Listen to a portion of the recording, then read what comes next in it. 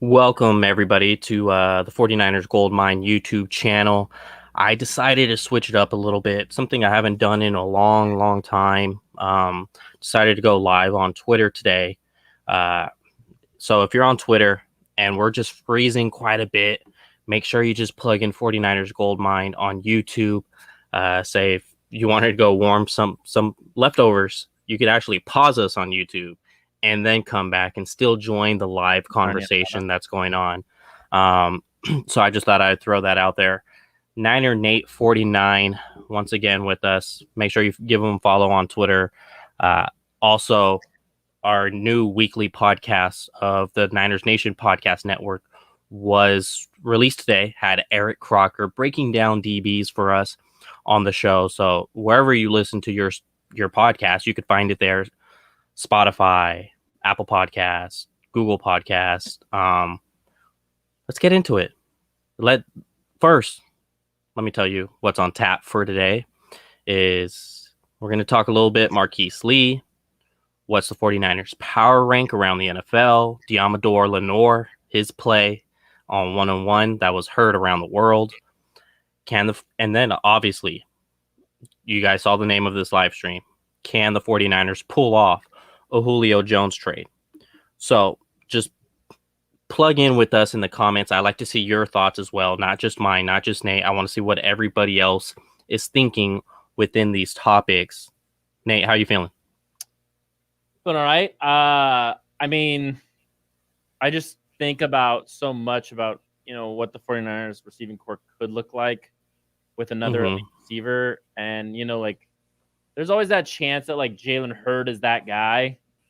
But there's more likely the chance that he's not that guy. So it makes me think, maybe a trade should be something they think about. But the problem is there's so much to think about when it comes to the cap situation, people who are on roster, people who need to get paid. And that's what leads me to think that maybe it won't get done. But, if a 32-year-old wide receiver is available and you think you're a Super Bowl contender with whoever's at quarterback, then, I wouldn't hate it if they did it. But, I mean, we'll talk more about it, obviously. That's been my thoughts all day, is kind of just thinking about what it would look like if Julio was on the 49ers. And that's kind of been what, I've been thinking about up until this point, basically. Yeah, I saw you tweet out something earlier, and I was like, oh, man, here goes Nate. He's getting started. I know way too well once Nate gets started on something, it could go pretty far. Never stops, as you know. So the hype train never stops, and when it starts going, and so it's like at the point where the steam is in the engine, and it's like they're like all aboard, and it's about getting ready to take off. But I mean, I still need to see a little bit more from the 49ers, a little bit more what the hell they're doing at quarterback kind of stuff before I'm like, yeah, do it. But I mean, I would totally be down for them to have an elite, veteran wide receiver with IU Debo. But, well, since you're talking about trains and seeing the final picture, it's like you just got on the train. What's the menu? Are they just going to give you chicken tenders, or are they going to give you an Angus burger? What's the drinks? Is there a selection in there? Is an exclusive train for, people with money. And so we tend to, when you get on the train, you're basically kicking me off the train. No. That's what you're doing here. You're friends with the conductor. You're cool. Oh, okay. You're good. You're friends with the conductor, so you can come on. So basically, we get you on. We're going to give you a little glass of champagne when you walk to the door and you get on the train. And then as it goes on, the meals get better and better as every we bring something out. So the first meal, you're going to get, a nice salad, choices Italian or Caesar. And then we start getting into maybe give you some bread, some high quality San Francisco sourdough bread to, have with your salad. So is Sourdough Sam is on the train? Sourdough Sam. Okay. And then as we get there, we're going to give you a tray. And the tray is going to have some charcuterie on it. Give you a tray. Meats. You just got me thinking about Trey Lance. But all right, that's we're getting way too sidetracked here. I could totally go on about this for at least a half an hour about my my great San Francisco 49ers 2022 actual hype train that we could ride. It would be super fun. Got it. Well, I mentioned Marquis Lee. He's, not a splash hit. He's someone that was productive in the league. Had more production than Kendrick Bourne, but say not as much production as Adebo Samuel or Brandon Ayuk. I bring up those three names when comparing him, just so people could understand where his production level was at. Since he was in Jacksonville, nobody really gave two shits to watch the Jaguars, especially 3 years ago. But this is someone who's dealt with a ton of injuries. And when healthy, he's had put together a 600-yard season and a 700-yard season. He's someone who's had over 100 targets in a season. So there's production there. He's obviously not a Julio Jones, who we're going to talk on a little bit. But do you think he could possibly make this team? I'm not even saying like wide receiver 3, but do you think he can make this team? I know it's kind of way too early to predict that now, since he essentially just tried out in rookie minicamp and we haven't seen him play, football in quite some time. His last good year was 2017. I think he can make the team, but the only reason he would make the team is because the wide receiving core is just so bunk. Outside of Debo and Ayuk, he would have to stay healthy. I was talking to someone the day, I think they mentioned it to me, where they said that like Kevin White is probably the third best wide receiver on the team right now, which is crazy because of the depth that, like, for instance, the Rams have at wide receiver outside of Cooper Kupp and Robert Woods. And then you look at the freaking Cardinals and how much depth they have a wide receiver. And yeah, I get it. Like, the 49ers are blessed. They have, the great Kyle Shanahan, who literally gets, bums open, on a football field. But my biggest thing with it is, like, they needed depth. They knew they needed depth. So I'm glad that they went out and got a guy. I think your best bet is just to let them compete and see who makes it. Does Marquis Lee make that if he's healthy? Yeah, I think so.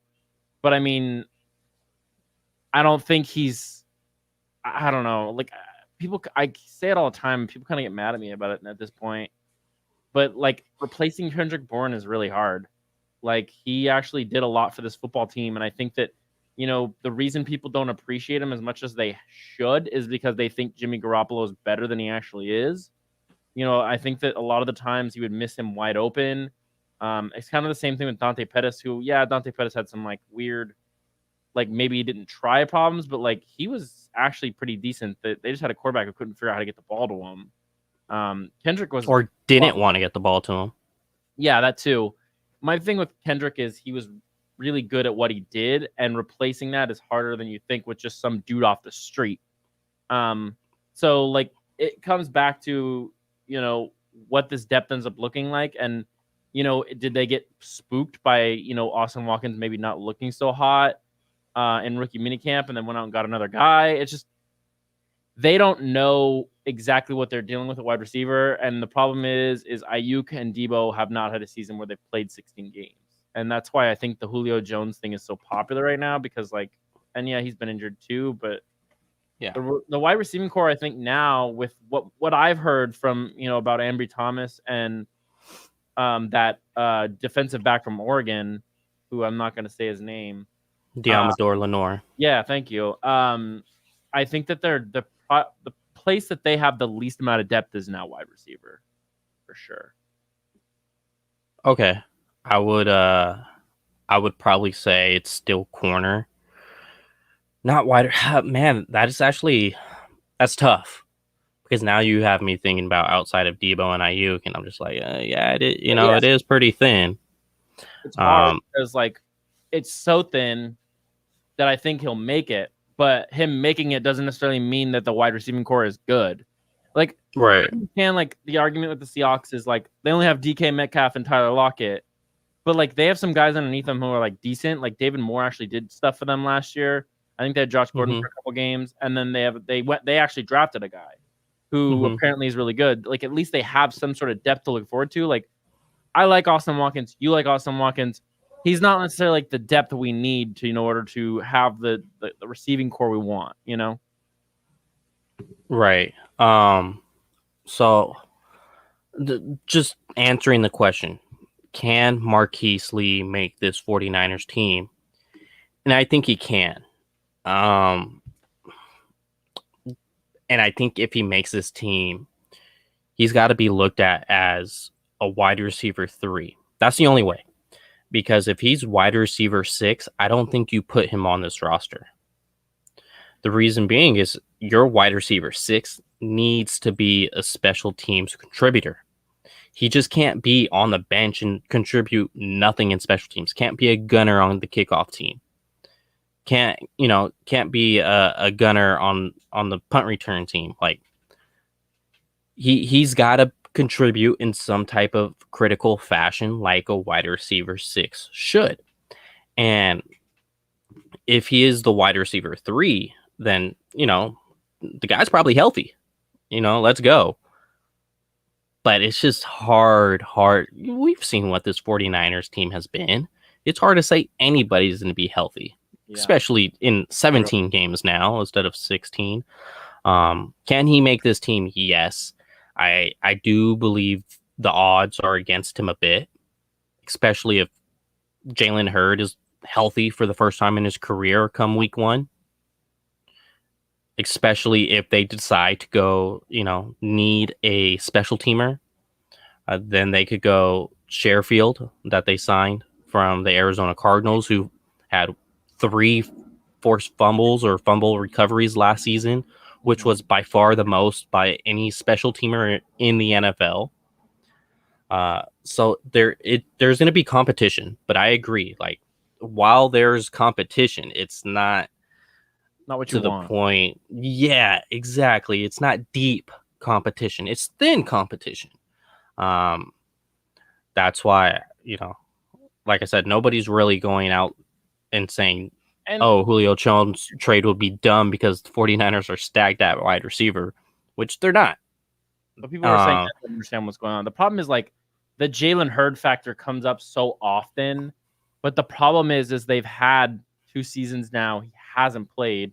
Like, yes, could he come back his 3rd season and be like the stud we want him to be? Yeah, sure. But like, what are the odds that he actually comes back his 3rd season and is all of a sudden a stud? And that's why it's just that's what's scary about it. Because like that's what they want him to be. They wanted him to be that guy, but he hasn't been healthy. Yeah, and Nick in the comment as well as John in the comments agreed with us that it is definitely one of their thinnest on the team, and he mentioned Zach Ertz. Maybe we'll talk about that on Thursday when I'm here with Nate again. Yeah. So it seems like it's time, like it's season right now, to where all the power rankings from all these networks, because the news and the transactions, they're a little down. This little down moment right now, especially with no more draft that's been settled. Seems like a lot are trying to do their little power rankings and as well as their record predictions.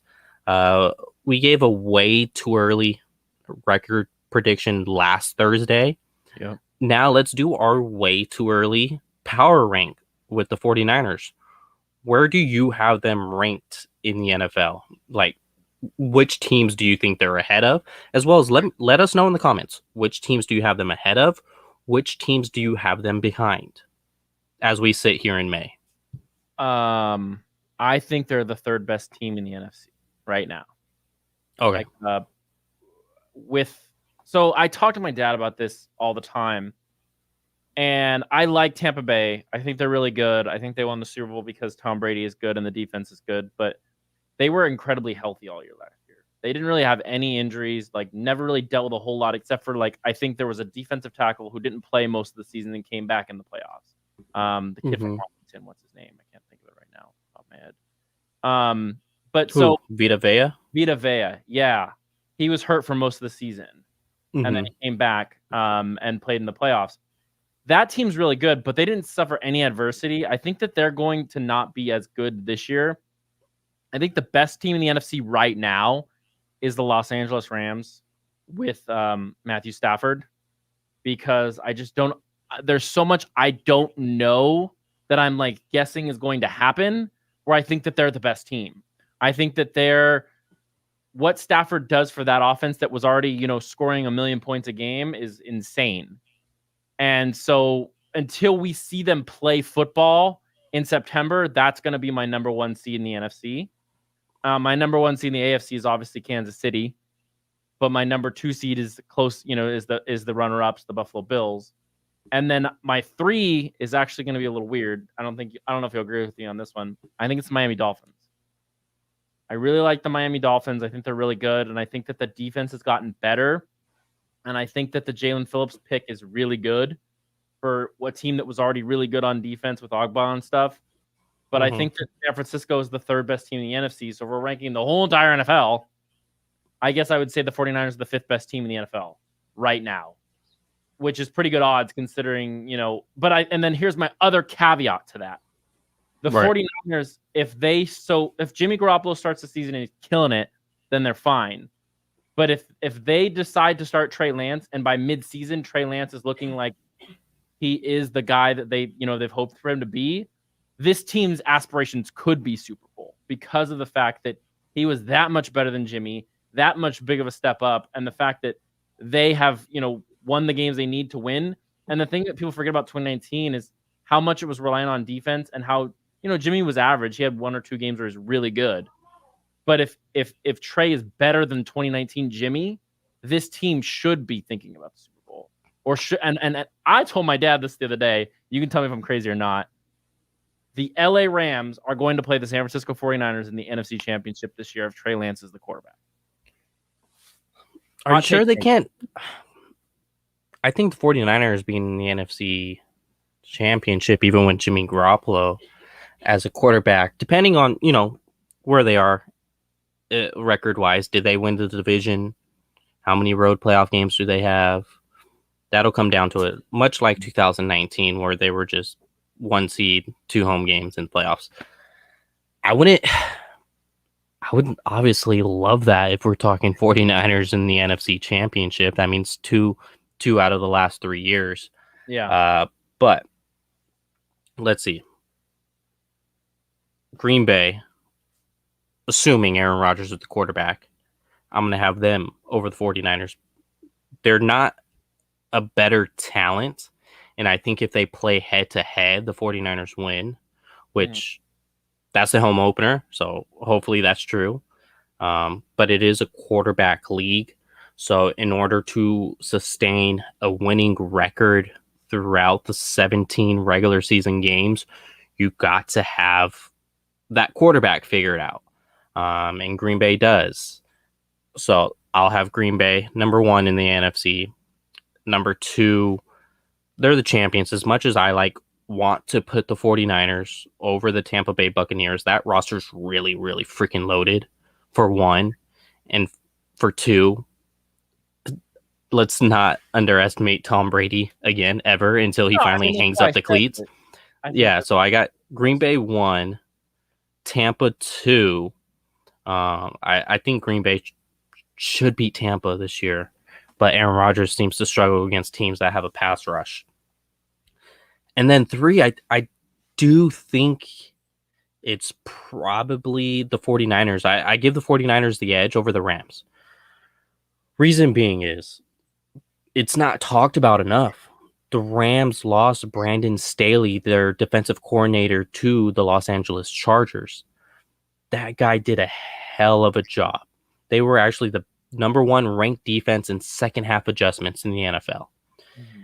So now they got somebody new in. They lost pieces on that defense too. So I'm giving the 49ers the edge over the Rams. They have a new defensive coordinator as well in D'Amico Ryans, but I just think their personnel is a lot stronger than the Rams personnel. They have some good names that on that defense, the Rams. I don't want to underestimate them. They have Jalen Ramsey. They have Aaron Donald, and obviously more guys besides the point. I'm just not going to go ahead and name their whole starting 11, but I just think the 49ers match up better. Their depth is built better. Obviously they have Nick Bosa, Fred Warner. I'll list those 2 names for the 49ers since I listed 2 for the Rams, but Also, I trust Kyle Shanahan a whole lot more than I trust Okay. Sean McVay. I just think their roster's better than ours. We look at Sean McVay. I think he's a hell of a coach, but there is games where they only score 6 points. They only get 2 field goals, or Sean McVay can't even have his quarterback beat the 49ers Yeah. against Nick Mullins, yet Shanahan's able to scheme Nick Mullins to beat the Rams, who was a lot stronger last year. Obviously, they made the playoffs and they won the game in Seattle, albeit no fans were there. So that's why I'll have 49ers 3, probably Rams 4. That's just in the NFC, though. And then in the AFC, I got the Kansas City Chiefs over the 49ers. Once again, quarterback league. I think 49ers is probably pound for pound better roster if you take out the quarterbacks, but you insert the quarterbacks, Kansas City's above them. Buffalo Bills, they're continuing to round out that roster. And then, they have the other teams. I don't think Pittsburgh is necessarily going to be as good. That's another year on Ben Roethlisberger, by the way, and he looked bad last year. They lost Bud Dupree. They lost Steven Nelson at corner. I don't think they're going to be as good as last year. Tennessee, I could see Tennessee kind of being on that same scale with the 49ers. Their defense is a little more suspect, but they do have that defensive-minded coach who's a pretty good one. Yeah. Ravens, I think they could have a little better bounce-back season instead of being 11-5. Maybe they win both games against Pittsburgh this go around instead of getting swept. And now you're talking about a 13-win Ravens if they win their extra game this year. Now you're talking about a 14-3 Ravens team. So I'll probably put the Ravens over the 49ers right now as well. Really? Although I don't trust Greg Roman whatsoever, but I just think Lamar Jackson is that much more special to go ahead and figure the things out, even if the defenses know what's coming. We know that too well with the Greg Roman offense since he had Colin Kaepernick. Yeah. And it looks like they're building around Lamar Jackson instead of like in San Francisco, they were trying to make Colin Kaepernick a pocket passer. No, Baltimore is still letting Lamar Jackson run the ball whenever he can or whenever it's suitable to run the ball. They let him do that. So I would probably say the 49ers are in that 6th spot or 6th spot because I have them 3 in the NFC and then I have 3 teams in the AFC over them. So that would put them at the 6th spot. But honestly, they could be anywhere between 6 to 9 because there's going to be some people saying that Titans could be over the 49ers. There's going to be some people saying that there's who's the other team? The Browns over the 49ers. There's going to be some people saying the Colts are over the 49ers. But I have them 6th in the NFL, and for a team that didn't make the playoffs last season, and this is all just May projections. Rosters aren't even filled out yet. There's a ton of free agents out there. There's trades that could be made, like one we're going to talk about here shortly. Yeah. But so as it sits today, I think I have them 6th in the NFL. Whether it's the Ravens in front of them or just a different team, that's fine. I have the Ravens. I have the Niners 6. I think it's hard because I think that there's really only 2 teams in the AFC that are guaranteed better than the 49ers. And I think it's Buffalo and Kansas City. And then I think you're looking at like the Ravens, the Colts, the Browns. I think for me, it's Miami because I like that Dolphins team. Those guys are all on like a similar plane. And then the 49ers are just on a higher plane than those teams, in my opinion. I just think that the 49ers roster, minus you maybe the corner situation and the wide receiver situation, is one of the best probably the best roster in football, especially if Trey Lance is what they want him to be. Like, it could possibly be the best roster in football. Because, like, yes, Tampa Bay is a great football team, but there's still weak links on that team as well. And they only won 10 games last year. Like, it's not like they were the number 1 seed. They still lost the division to that awful Saints team. I mean, they weren't awful. They weren't awful. But they almost lost to Nick Mullins. So, like, come on here. Like, they weren't awful. But, like, now without Drew Brees, you really think Jameis Winston's going to be that much better? And if we want to talk about Drew Brees, he was pretty bad last year, too. Like, they were dealing with a quarterback worse than ours in some games. Like, Granted, Nick Mullins and CJ Beathard were special kind of awful. There were a couple games where Drew Brees looked just like he was just dead armed all the way, and they still didn't win that division. But I think that Tampa Bay and LA are the teams that are. They were 3-0 at least head to head against them. Tampa Bay and the Saints. Yeah. They won all 3 games, right? When they played them. Yeah. But I just they would lose stupid games. Like that was the thing. They lost to the Bears on Thursday Night Football, and we know the Bears stunk. The meme. Yeah, the meme. And so I just the thing about that Bucks team is they're weird. Like they got to the Super Bowl, but it was a COVID year, and there's some talent on that roster, but I just don't think it's as good as people like to talk about. I think that Kansas City is still better when healthy. I think Kansas City just had a bad day in the Super Bowl too. Like I think that's the thing people forget is like Patrick Mahomes played better in this Super Bowl than he did against the 49ers, and they lost by a lot of points because his team let him down. And so when I look at the rosters, I look at the NFL, I just see that, Tampa Bay is definitely better than San Francisco, Kansas City, Buffalo, and for me it's LA just because of the quarterback situation, because their quarterback, is better than ours right now by a long shot. And we'll see what happens if they start the rookie on our team, and maybe he will be better than Stafford. But right now, like Matthew Stafford versus Jimmy Garoppolo, and they have the best player in all of football on their team, and Aaron Donald, like I'm taking the Rams every day over the 49ers as long as Jimmy Garoppolo is the quarterback, because I just don't see it. Right, now in that one now game. We're going into a Jimmy Garoppolo rabbit hole. I know, you're right. But I'm just get a hold of yourself. That Rams team's really good, man. Like I understand they lost their defensive coordinator, but that Rams team is really freaking good. And Jalen Ramsey is the best corner in the league. Yeah, they're also 0-4 against the 49ers, although they're really good. I just think that's a Jared Goff thing, dude. I just think when they get Stafford, it's going to be a whole different story when Stafford steps on that field. And I'd love to be proven wrong, but Matthew Stafford's never had a team like this in his entire career. Like, I understand he had Calvin Johnson. He was on the freaking Detroit Lions, who don't care about winning. So I don't know. Were good like 1 year. Yeah, they made the playoff 1 year. Like I'm talking. They made it twice with him. He's 0-2 in the playoffs. But I mean, like as far as like roster wise, they had a talented roster at least once in his career. I can't remember the exact year, but there were some names on that team. They were really good. I mean, Calvin Johnson probably, if he had the work ethic of Jerry Rice, would have been the greatest player of all time. Just he didn't, because he didn't want to play for the Lions. So, I mean, that's a whole different conversation completely, Leo. That's the thing, is I have to see it for me to not believe it. Because in my mind and like my thoughts on football and understanding the sport, like I think I do, Matthew Stafford and the Rams are scary, and they scare the hell out of me. And the fact that we're not playing them till week 10 scares me even more, because both those teams might be undefeated by that time. And then you're looking at a game week 10 that pretty much decides the division. So we'll see. I think a week 10 matchup probably works out better because they're able to get in a groove, especially if, say, Trey Lance, a rookie as a quarterback. Now he has 10 games under his belt, or 9 games under his belt, whatever it is at that time.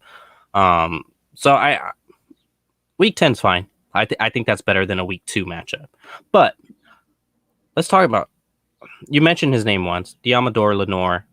The rep heard around the world. It was the SF Niners, who is ran by Brad Graham, posted the video, and it seems like everyone with the blue check mark retweeted that in the football world. Like even Deion Sanders went ahead and retweeted that, and he's probably the best cornerback in NFL history. He won defensive MVP with the 49ers and a Super Bowl.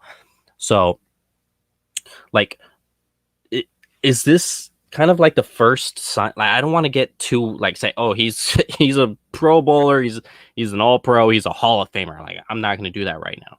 But is this one of the first signs to say this kid can ball and he may be a contributor on defense this year? With what we heard from Eric Crocker, it certainly sounds like that, right? Like, that's the biggest thing is, I don't think a lot of people were super hype on that pick. Mm-hmm. And then you hear from like people who know more than us or people who know Oregon better than us. And then you see that video and it's like, yeah, maybe this kid's special and he just fell to the 49ers and they got the diamond in the rough. And I mean, that's what we all hope, right? Because it's like after Emmanuel Mosley and Jason Verrett, it's not great. And so if Ambry Thomas and Diamador Lamore, Diamador. Come on, say it with me. Diamador. Diamador Lenore both hit, then we're looking at much better corner depth than we've had in probably a long time, really, Mm-hmm. So you got to hope, right? But like, I'm not going to base it all off one rep. But what it seems like is that maybe he kind of fell because of how bad his 2019 tape was. And, people kind of pass up on him. And it looks like maybe now this kid might actually have the talent. And maybe San Francisco got one over on everybody. Let's hope. I mean, Oregon fans were raving about this kid from his tape last year. I think he's also seen as like an inside corner, so a nickel corner. So when you're seen as a nickel corner, your obviously draft value is going to drop a little bit. We saw one of the best nickel corners in this draft go way later than everyone thought he was. I think this guy is going to start this year, like as a nickel corner. I don't think he beats out K'Wan Williamson starts. I think he starts because K'Wan misses a game. And I don't think that's too far-fetched over what we've seen from K'Wan the past 2 years. Whether it's an injury, whether it's a personal reason, whether it's freaking a vet day, or whether it's they wrapped up their playoff seeding and there's no reason to start these players on week 18 like the veterans like K'Wan. I think he will start a game this year, whatever the circumstances. And I think he's going to play pretty well. And I agree with Nick saying it kind of crushed the Austin Watkins hype train a little bit. Because I thought Austin Watkins is someone that can compete for that wide receiver 3 job. But if he's getting jammed up like that, I think it's going to make it hard to compete for that wide receiver 3 job. That's just in rookie minicamp. That's not going against Verrett. That's not going against Emmanuel Mosley or anybody else. Especially, he's while Lenore's seen as more of an inside corner than an outside corner. That's more alarming to see him get jammed up like that to a smaller sized guy, considering Austin Watkins' size. It did look like he did slip a little bit. Who knows? They're always slipping over there with that turf. But I think he's going to start this year. I think has the talent to, watching some of his 2020 games while at Oregon, he has really great anticipation. He's crazy athletic. He doesn't look to be a tick late. He looks to, be on point with his timing when he attacks, whether it's the ball or the receiver. I think he's going to be a guy who's ready to start when his number is called. I think it'll get called eventually into the season. I don't think he's going to start over K. There would be no reason to start him over K'Wan since you have 4 years of control. You're not trying to, rush him into the starting lineup. But I think that he'll get a start this year. I think that's kind of the first glimpse that's going to get us hyped up for Diamador Lenore. I think that, with the injury situation and the fact that they have guys who, tend to not stay healthy, like that makes sense. I just hope that, we're not forced to do that. I would love us to have just a great season where we're healthy. I know that's harder because you're going to play 17 games, but if this team is healthy, I mean, no matter what we said in the last part we just talked about, like best team in the NFL, this team's Super Bowl contender.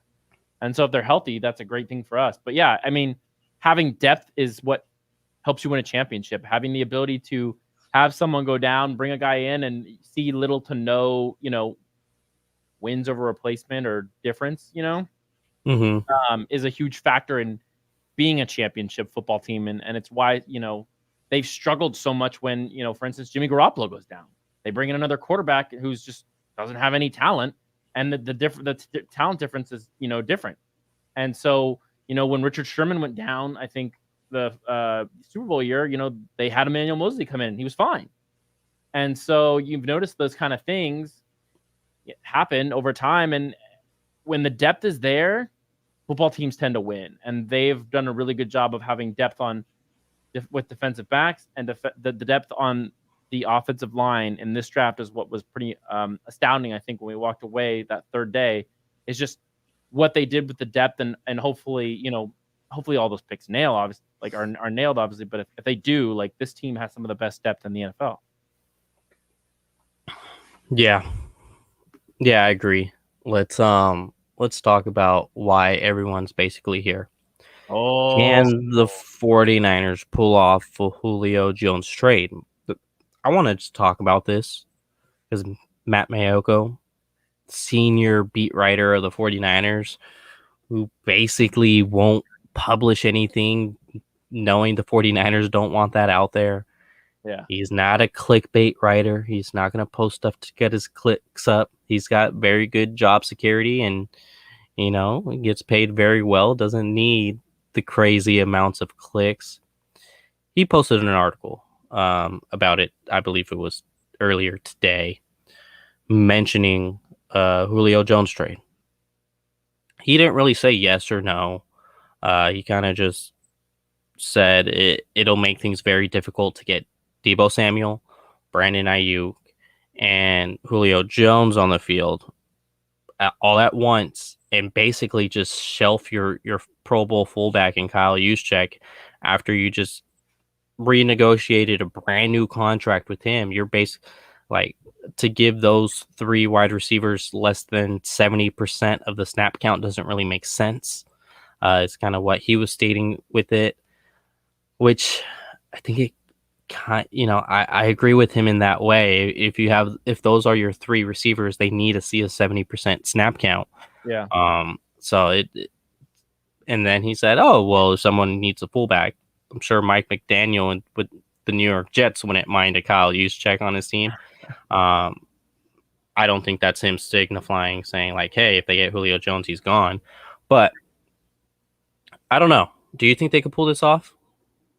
There's a lot to it. In order to be able to pull it off, you would have to, first of all, you would have to know who the quarterback is, which I think is, we're going to come back to it a million times over the offseason. You have to know who the quarterback is, because one quarterback is, $24 million this year, and the other quarterback I think is 7, 8, 9, something like that. And that's nothing, because they put that money aside for, the draft. That's a huge factor. And then figuring out what you want to do with Fred Warner is another factor, if you want to give him that long-term extension, which I still think they will. And then you have to also think about the Nick Bosa stuff. Are you going to re-sign Nick Bosa here in a year? There's so much things that are affect this that could happen down the line if they go out and get Julio Jones. But I mean, if they really think they're a Super Bowl contender and they know who the quarterback is going to be, then yeah, you go do it. Because he's 32, he's not going to be in the league much longer. But having that threat on offense makes it so the defense doesn't have to be as perfect, I feel like, just because, even when the 49ers in 2019 were, they had that dominant defense, they were still putting up, 30 points a lot of the time. But there were some games where they didn't put up as many points. And so Julio Jones adds that threat where you could put up even more points with a defense that's already pretty good. It's all give and take with this situation, we're talking about at the beginning, is Marquis Lee going to make this team? Well, I mean, yeah, he's going to make this team because the wide receiver core outside of the first two is not great. And so when you bring in Julio Jones, then you have three guys who are, studs. And so it kind of changes that. But then bringing in him and how much he costs, I think is he $16 million a year? Is that what it is? Yeah, his contract is something around there. He's in the teens. Yeah, it's insane. And so if you're paying him $16 million and you're paying your backup quarterback $24 million, you're not using your money wisely. But I mean, if Jimmy's their starter and they're going to go out there and play him, and they want to give him one more threat down the field because they believe that, him being not mobile and having not such a good, his arm being a lot less talented than their rookie, there's a thought there too. There's so much that goes into this, but like the biggest thing is like I don't think there's a scenario where Julio Jones is on this team and Jimmy Garoppolo is on this team as well. That's how I feel.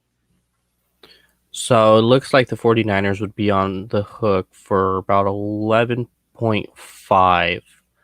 11.5 this year. Yeah. That's what they have free right now. I think it's like 11.8 or something like that. So they would still have to cut something. I guess they wouldn't have to cut Jimmy Garoppolo, but you would have to cut something or move someone or do something, because and then that comes back to the Fred Warner thing. Like, I want to pay Fred Warner. I want Fred Warner to be on this team for a long time. Fred Warner's the best linebacker in the NFL, and that's not a hot take. Like, excuse me, he would cost 15.3 this year. Yeah, that's a lot. That's where you're looking at, you got to cut Jimmy, and that would be the only way you could do it, really, is cutting Jimmy Garoppolo. Is the only way that makes sense, and the only way you cut Jimmy Garoppolo is if you're absolutely 100% sure Trey Lance is your guy week 1, and then the only problem with that is then we're back to the backup being Nate Sudfeld, and so it's like a. But you and Sudfeld share the same first name. We do share the same first name. He has a good first name, but the biggest thing is like. I love Julio Jones. I just don't want to pay him $15.3 million and lose the chance at more than anything, the chance at re-signing Fred Warner to a long-term contract and making him a 49er for the rest of his career. Like that's the thing that scares me the most about this scenario. Not the money, but I think even if they got Julio Jones, they would still figure out a Fred Warner contract. I don't think getting Julio Jones just takes a Fred Warner extension off the table, though. It just, yeah, because you would cut Jimmy or you'd trade Jimmy. Yeah, sure. But you cannot have Julio Jones, Jimmy Garoppolo, and Fred Warner on this team next year. Well, no, absolutely not. And so that's the thing is like, then I think, we've talked about this on every show we've done.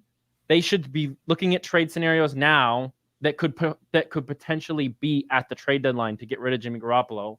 And if you already have that in your mind, then that's coming, but the problem is 15.3 million. The 49ers don't have right now. They don't even have that on the books.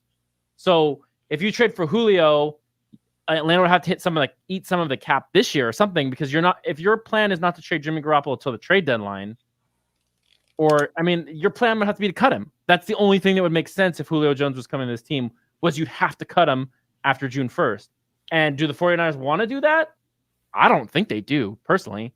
I don't like Jimmy Garoppolo's quarterback play, but I don't think they want to cut him. They want to get something for him. They've paid him all this money. They want to get something out of it, and the only way they're going to get something out of it is they wait till the trade deadline. Unless he's the starter. Unless he's the starter and he plays well, then they could get something in the offseason for him. And yeah. But yeah, I don't. Julio.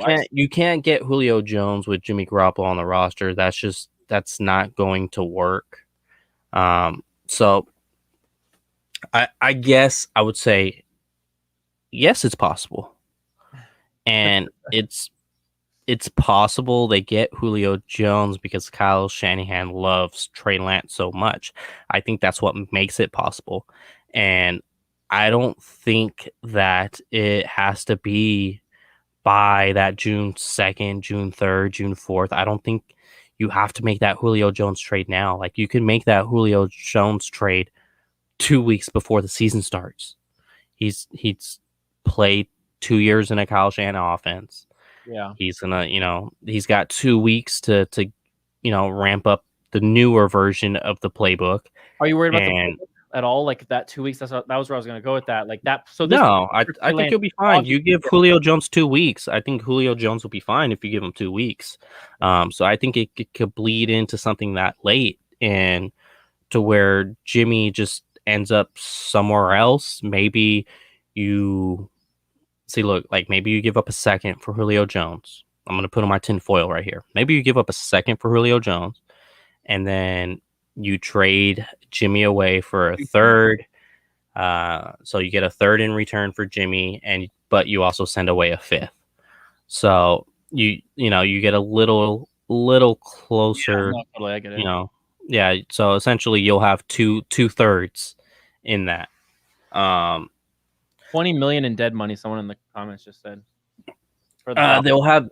they'll have 7 million, which is his signing bonus. That would be over 3 years. So it'll be 7 million, 7 million, 7 million over 3 years. And Falcons you might be know, willing to eat that because Fal- they're rebuilding because Matt Ryan's not going to be there much longer. well, also they have Kyle Pitts. They have the targets there. They have Kyle Pitts, they have Yeah. Ridley, and then they have Russell Gage, who's okay if he's your third option. You know what I mean? Like, Well, Pitts is but the tight end. That dude's like an well, offensive. he's basically a wide receiver. He's gonna put up wide receiver numbers. He's gonna break Travis Kelce's yards, albeit stay healthy. If he stays healthy, he's gonna get the amount of targets to break Travis Kelce's receptions per season or receiving yards per season. He's going to break it if he's healthy because he has the quarterback there to do it with him and Matt Ryan. He doesn't have a fucking Nick Foles or shit. Like even like Kittle had Nick Mullins breaking him the record, so maybe the quarterback doesn't matter if you're at the tight end position. But as far as like receiving yards go, but yeah, I think it's absolutely possible to go get Julio Jones. I think the thing that's going to suck, or not the thing that's going to suck, the thing that I'm not going to put my money on is because how many years have we talked about Odell Beckham Jr. becoming a 49er? Like how many off seasons did we talk about that? And the 49ers were closer to getting Odell Beckham, which never worked out. So I'm like, okay, if they couldn't acquire Odell Beckham, even with ones on the table, like I'm gonna be pretty pessimistic that a Julio Jones trade happens. Although he is someone that Kyle Shanahan loves, and Kyle Shanahan called Julio Jones different. That's a good emphasis on different. That's not a bad different. Yeah. So I think that's what makes it possible. He has his quarterback to replace, Jimmy Garoppolo. You mentioned about not having a good quarterback too, but fuck, I'm so drained about talking about quarterback twos. Like I just want to talk about my quarterback one and not worry about the quarterback two position. But what makes it hard is Kyle Shanahan's been burned by the quarterback two so much in his 49er tenure. I doubt he wants to, get rid of Jimmy Garoppolo, and then he's stuck in this freaking quarterback two nightmare starting for him all over again if something terrible would happen. But paying a backup quarterback $24 million, I don't think. It's also bad. It's also bad. If you come down to it and was like, okay, we're either going to keep Jimmy Garoppolo because he gives us security at quarterback two. I'm saying this as someone who's saying Jimmy Garoppolo's going to be the week one starter, but for this theory, we're going to go with that. We're going to keep Jimmy Garoppolo as quarterback two and pay him all that money, or we could go get Julio Jones and get rid of our quarterback two. I think you got to go Julio Jones and get rid of that quarterback two. It's just, I hate talking about the quarterback two so freaking much. Well, the problem is like we've had a quarterback one who hasn't been healthy, and it doesn't matter how good he is or how bad he is when he hasn't been healthy. Like they've been screwed, and so if they think that Trey Lance is the starter, I think that even though they want Julio Jones, I still think it's scary for them to let Jimmy walk because they know they can win with Jimmy. And just think, a nightmare scenario would be Trey Lance getting hurt, right? Like that'd be the worst case scenario for this team. He starts week 1, he gets hurt week 5 or 6. Like that's a nightmare scenario for this team. Well, I'll just say scared money don't make money. Scared money don't make money. So if you're scared about that position, you ain't gonna really, The one thing about Trey that say we're talking about Trey being the starter that people aren't talking about enough is how well Trey evades pressure and how much his senses, his third eye knows there's pressure coming to him, which is a problem we've had with Jimmy Garoppolo, where he just stands there sometimes and then he just gets killed.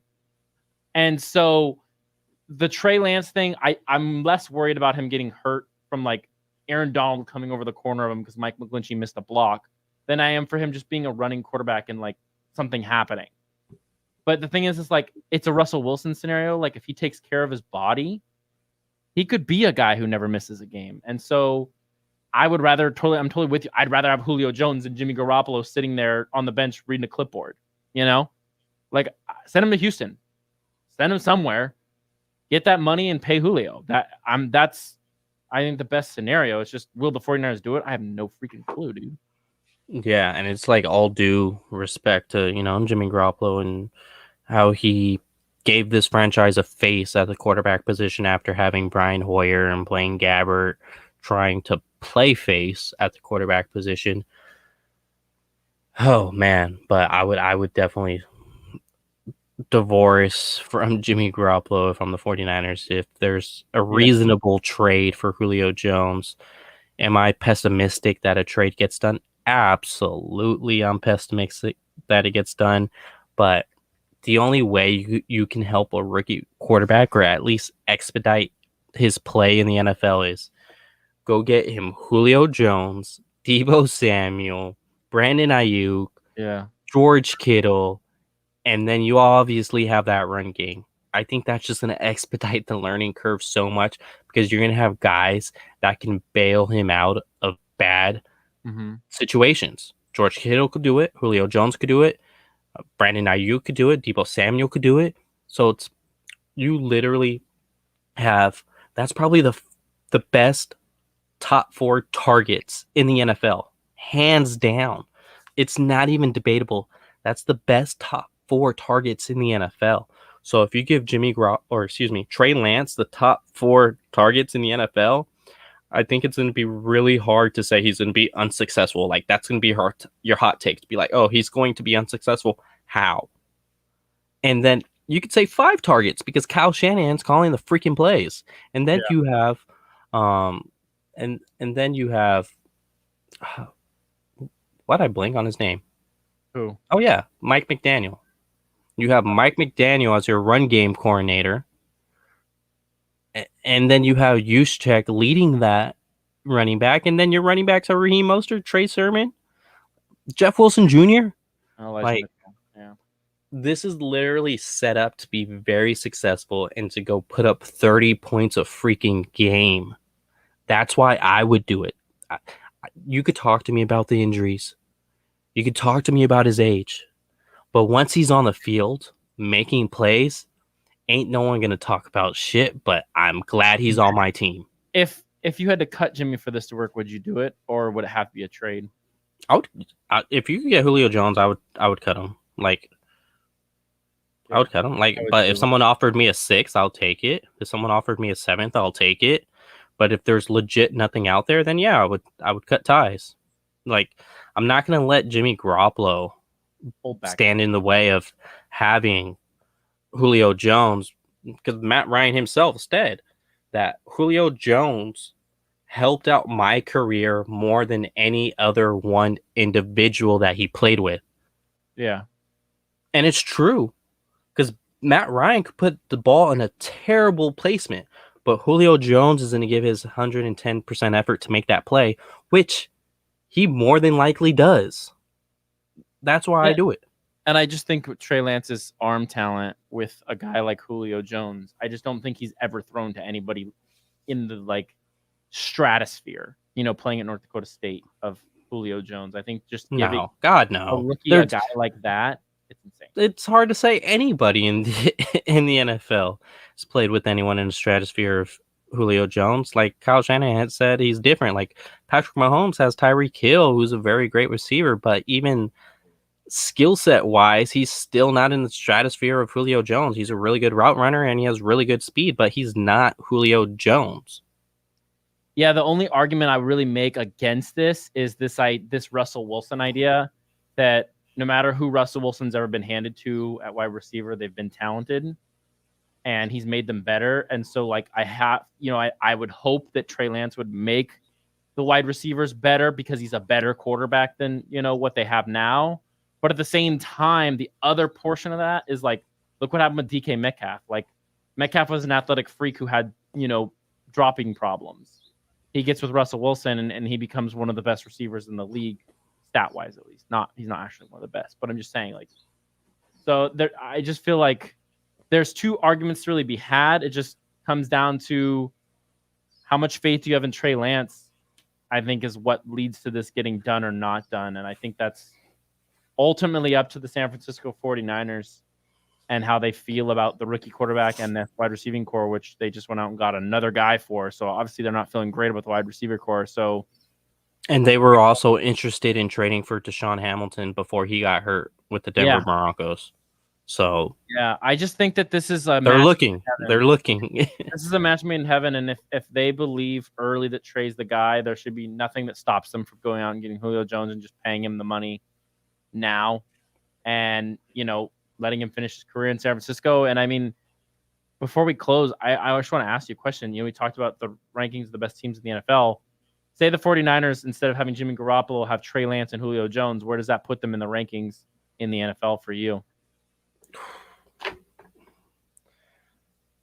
Oh man, I think it's 2. I think it's 2 overall.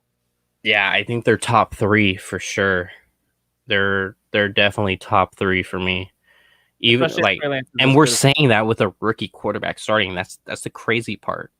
And if Trey Lance is your week 1 starter, it only helps to go get Julio Jones, because even when Julio Jones's career is over and say Deebo Samuel somewhere else, and say you do get those non-household names to be wide receiver 2, wide receiver 3, Trey Lance's confidence is going to be at an all-time high.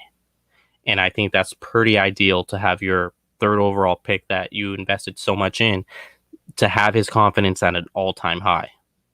Absolutely. Yeah, I just think that giving Trey Lance an elite wide receiver from the minute he steps in the NFL is the best way to give, a player success for long-term. Because just like you said, once he's gone, like, he's already thrown to an elite wide receiver, and it's just going to make him better. Like, I think I talk a lot about Russell Wilson because I know so much about the Seahawks. But when Russell Wilson came in, they gave him Doug Baldwin and Jermaine Kearse. And, like, Jermaine Kearse is fine. Doug Baldwin was very good. And I feel like when Doug Baldwin left, there was no drop-off because Russell Wilson was already so good and had so much confidence that he could throw to anybody on that team. And I see that. He had Golden Tate as well. Golden Tate as well, yeah. Like, that was the thing, is they gave him talent when he came into the league. If you can give a rookie talent, then I think that it makes them a better player overall. And it's not just talent on wide receiver, it's talent on the line. And this line is, a really good offensive line. I think that, Trey Lance is encountering a really killer football team. And if you give him Julio Jones, he's encountering a chance to be a record-setting quarterback and break a record that no one has ever broken in a rookie playing in a Super Bowl and potentially winning that Super Bowl. Yeah. It's really exciting. It's really exciting just because anything's possible. Basically, John Lynch, go make the trade. Make it happen. Just go do it already. I appreciate all of you guys tuning in with Nate and I. It was a great time. We'll be back on Thursday. Yeah, I gave Nate the day off tomorrow, so he'll be off on. I told him to go spend some more time with his family, so he'll be off tomorrow. We'll be back, Nate and I, on Thursday. Yeah. Talk about Zach Ertz. Talk about Zach Ertz. Yeah, but might as well at this point. So appreciate it. We'll catch you soon. Take it easy. Make sure you subscribe.